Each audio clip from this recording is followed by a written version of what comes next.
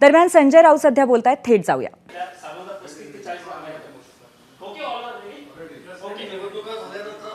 मोठा बदल दिसतोय सरकारच्या ह्याच्यात. 35 लाख बहिणी तब्बल नावं होण्याची शक्यता आहे. आदिती तटकरेंनी त्या बाबतीतले सूतोवाच केलेला आहे. निवडणुकीच्या आधी हे जे कोणतीही शहनिशा न करता सरसकट 1500 रुपयाचा जो व्यवहार केला त्याच्यावर अनेकांचा आक्षेप होता. आता स्वतः राज्याच्या मुख्यमंत्र्याने सुद्धा 2 दिवसापूर्वी सांगितलं की निकष बदलावे लागतील. निकष न बदलता यासाठी देण्यात आले पैसे 3-3, 4-4 महिन्याचे की 1500 रुपयाला मतं बहिणींची, महिलांची विकत घेण्याचा प्रयत्न झाला. ही लाच होती. तेव्हा त्यांना निकष, नियम, कागदपत्र या संदर्भात भान राहिलं नाही. फक्त त्यांना मतं विकत घ्यायची होती.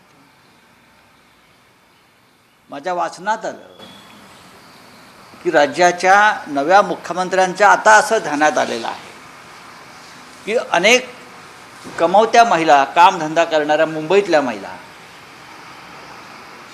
ज्यांचं उत्पन्न खूप छान आहे, चांगलं आहे, मोठ्या मोठ्या कार्यालयातही काम करतात, अशा घरातल्या 3-3 महिलांना सुद्धा लाडकी बहीण योजनेचे पैसे जात आहेत.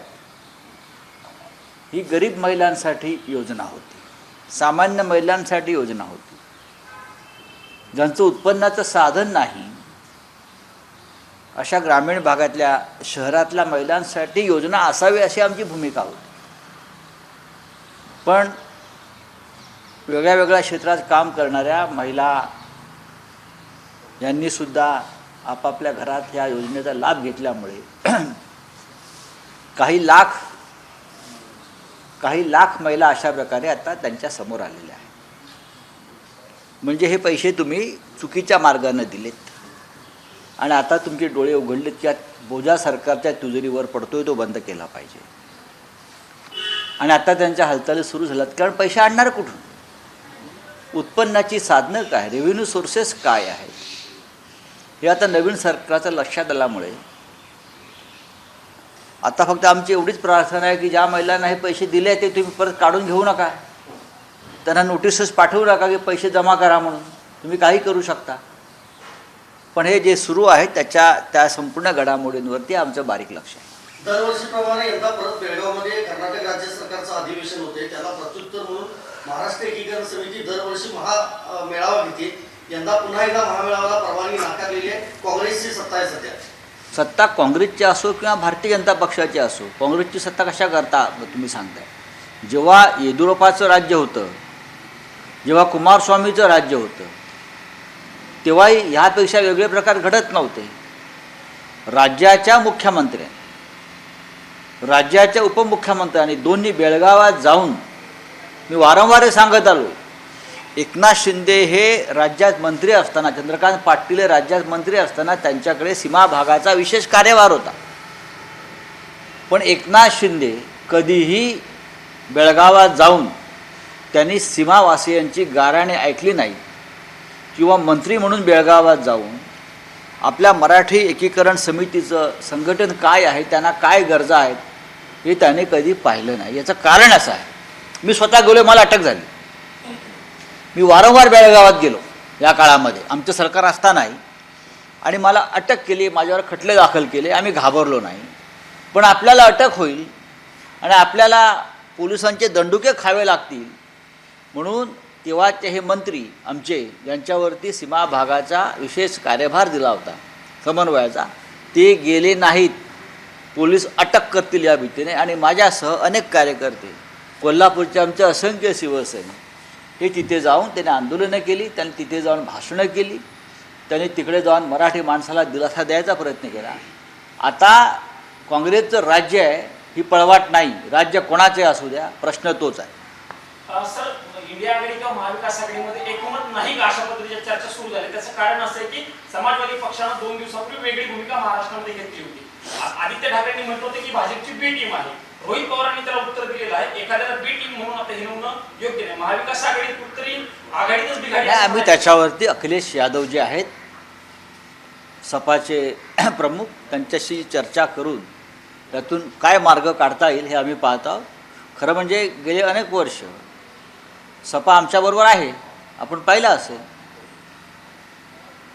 त्याने आम्हाला सरकार स्थापनेसाठी मदत केलेली आहे. फक्त जेव्हा विधान परिषद आणि राज्यसभेच्या निवडणुकात मतदान करण्याची वेळ आली तेव्हा त्यांची मतं आम्हाला मिळाली नाहीत. ती कोणत्या टीमला गेली आम्हाला माहीत नाही. आताही समाजवादी पार्टीचे अबू आझमी यांच्या प्रचाराला मी स्वतः गेलो होतो मानखुरला जाहीर सभा घेण्यासाठी, आणि हे आमचे उमेदवार निवडून यावेत समाजवादी पार्टीचे म्हणून मी स्वतः गेलो. इतकंच नव्हे तर आमच्यावरती प्रचंड प्रेशर होतं की मानखुर्दला शिवसेनेचा उमेदवार उभा करा. पण माननीय उद्धव ठाकरे साहेबांनी, शिवसेना पक्षप्रमुखांनी हा निर्णय घेतला की समाजवादी पार्टी हा महाविकास आघाडीतला आपला मित्रपक्ष आहे. अबू आझमी त्या पक्षाचे या महाराष्ट्राचे अध्यक्ष आहेत, प्रमुख आहेत मुंबईचे. त्यांच्यासमोर शिवसेनेचा उमेदवार टाकणं म्हणजे आघाडी धर्म न पाळल्यासारखं होईल, ही माननीय शिवसेना पक्षप्रमुखांची भूमिका होती. त्याच्यामुळे आम्ही मानखुर्दला किंवा भिवंडी भागामध्ये जो आमचा उमेदवार, त्यांचा उमेदवार होता रईस शेख, जे जिंकले, तिथे शिवसेनेनं उमेदवार उभे केले नाहीत. जर आम्ही उमेदवार उभा केला असता तर अबू आझमी विजयी होऊ शकले नसते, हे त्यांनाही माहिती आहे. पण आता हिंदुत्व सोडल्यानंतर उद्धव ठाकरेंची काय दशा झाली बघा, असं प्रकाश महाजन म्हणतायत. कोण प्रकाश महाजन? कोण प्रकाश महाजन? ते आता आम्हाला हिंदुत्व शिकवणार का? हां, सोडून द्या. कुठलेही प्रश्न विचारता सकाळ सकाळ तुम्ही, सोडून द्या. मार्केटवाडीला काल शरद पवार गेलेले होते. त्यांनी भूमिका स्पष्ट केली आहे. लोकांच्या मनामध्ये शंका आहे. राम सातपुते जे उमेदवार होते त्यांचं म्हणणं आहे बॅलेटवरती निवडणुका घ्या, मात्र त्या प्रशासनाकडून झाल्या पाहिजे. प्रशासनाकडून म्हणजे कोणाकडून? काय म्हणजे कोणाकडून? भ्रष्ट निवडणूक आयोगाकडून? की जे प्रशासन ते नेमणार आहेत निवडणुका घेण्यासाठी, ज्या राज्यभरात त्यांनी जे घोटाळे करून ठेवले त्यांच्याकडून? उत्तम जानकर असतील किंवा शिवसेनेचे सुनील राऊत असतील, या दोन आमदारांनी सांगितलेलं आहे की आम्हाला जे मतदान झालेलं आहे त्याच्यापेक्षा जास्त मतदान आम्हाला व्हायला हवं होतं. जानकर असतील किंवा इक्रोलीचे आमदार सुनील राऊत असतील. त्याच्यामुळे बॅलेट पेपरवर निवडणुका घ्या, आम्ही परत राजीनामा देऊन निवडणुका लढायला तयार आहोत. हा जो आत्मविश्वास आहे हा अत्यंत महत्त्वाचा आहे. जानकर यांना किमान 50,000 ते 60,000 मताधिक्य मिळायला पाहिजे होतं, अशी त्यांची भूमिका आहे आणि ती योग्य आहे. विक्रोळी मतदारसंघ हा शिवसेनेचा पूर्ण बालेकिल्ला आहे. तिथे शिवसेनेचे उमेदवार सुनील राऊत यांना अशी खात्री होती की त्यांना किमान 40,000 ते 50,000 मताधिक्य मिळायलाच हवं. याचा अर्थ 40,000 ते 50,000 मतं ही EVMच्या माध्यमातून दुसऱ्या समोरच्या उमेदवाराला गेली. तरी सुनील राऊत 17,000 मताने जिंकलेले आहेत. जर ही मतं फिरवली नसती EVMच्या माध्यमातून तर ते 50,000 मताधिक्याने जिंकले असते आणि उत्तम जानकरसुद्धा तेवढ्याच मताधिक्याने जिंकले असते. महाराष्ट्रामध्ये ठिकठिकाणी विजयी उमेदवार आणि पराभूत उमेदवार जे थोड्या मताने हरलेले आहेत त्यांची हीच भूमिका आहे आणि हे लोकमत आहे, हे जनमत आहे. पण मार्केटवाडीत पहिल्यांदा विरोधक पोहोचले, आता सत्ताधारी पोहोचतायत. पडळकर खोत तिथं जात आहेत. असं आहे की सत्ताधारी पोचले ते भीतीपोटी पोचले आहेत. हे जे लोण आहे मार्केटवाडीचे गावागावात पोचलं तर हे लोण संपूर्ण देशामध्ये पसरेल. हे लोण संपूर्ण देशामध्ये पसरेल आणि एक क्रांतीची ठिणगी जी पडली आहे मार्केटवाडीत, त्याचा या महाराष्ट्रामध्ये आणि देशामध्ये वणवा पेटल्याशिवाय राहणार नाही.